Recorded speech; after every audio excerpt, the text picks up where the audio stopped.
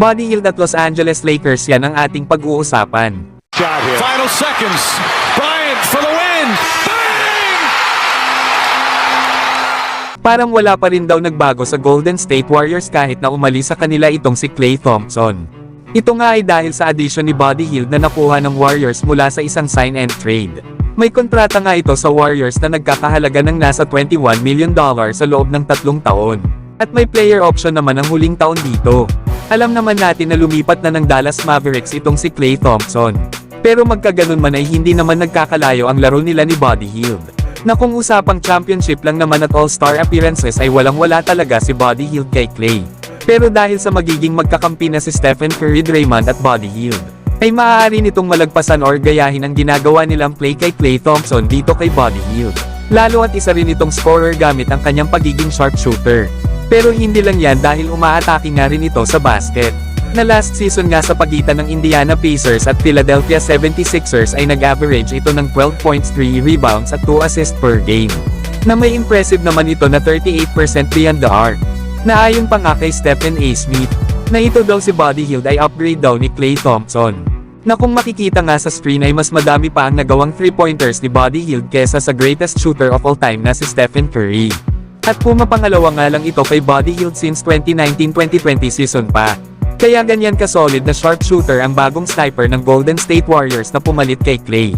Pero kung titingnan daw ang performance ni Klay Thompson noong naglalaro pa ito sa Warriors, bukod sa pagiging sharpshooter ay isa itong mahusay na defender.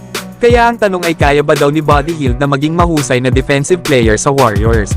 Pero syempre mga idol ay andyan naman si Coach Steve Kerr, na maaaring gumawa ng adjustment sa kanilang depensa kapag nakita nilang nahihirapan si Buddy Hield.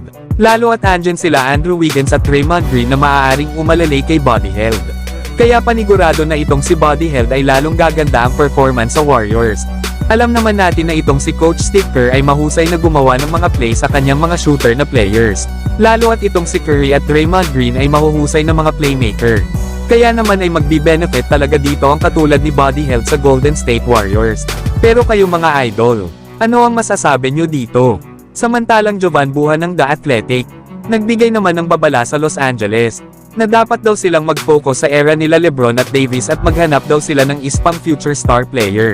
Nito daw kasing nakaraang off-season ay nakafocus ang may-ari ng Lakers na si Jeanie Buss at ang GM na si Rob Pelinka sa paghahanap ng isang star player. Naghahanap nga daw sila ng player na pakiramdam nila na worth it ibigay ang kanilang 1 o 2 first round pick. Pero magkaganon pa man ay magiging wise lang daw itong Lakers para sa kanilang future. Lalo na daw ngayon sa mga bagong hadlang sa rule ng CBA ay importante daw na mapanatili nila ang kanilang mga young players. Kaya smart move daw ang ginawa ng Lakers na mapanatili si Max Christie na kahit mas mataas pa daw sa minimum contract ang ibinigay nila dito. Lalo at para sa Lakers ay isa daw itong investment sa kanilang future. Pero sa kabilang banda ay ang kanilang best player na si LeBron James ay malapit na mag 40 years old.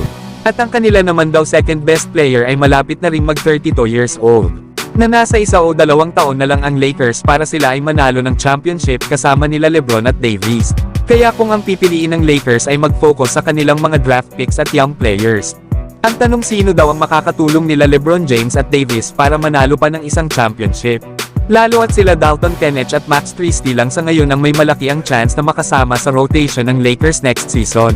Na ang katulad nga daw nila Jalen Hood, Shafino Maxwell Lewis at Bronny James, ay hindi pa nga daw ito aasahan ng Lakers na magko-contribute sa kanilang kupunan. Kaya dapat daw pumili at magdesisyon ang Los Angeles Lakers, na kung gagawa ba daw sila ng trade para makakuha ng isang star player na makakasama nila LeBron at Davis, o magpo-focus na lang sila sa kanilang mga draft picks at young talents para sa kanilang future. Na pagdating daw ng 2027 hanggang 2029, ay magiging contender lang daw ang Lakers sa mga taon na yan kung makukuha nila ang kagaya nila Luka Doncic at Anthony Edwards. Pero kayo mga idol, kung kayo ang tatanungin sa future ba dapat o sa present mag-focus ang Lakers para manalo sila ng isa pang championship?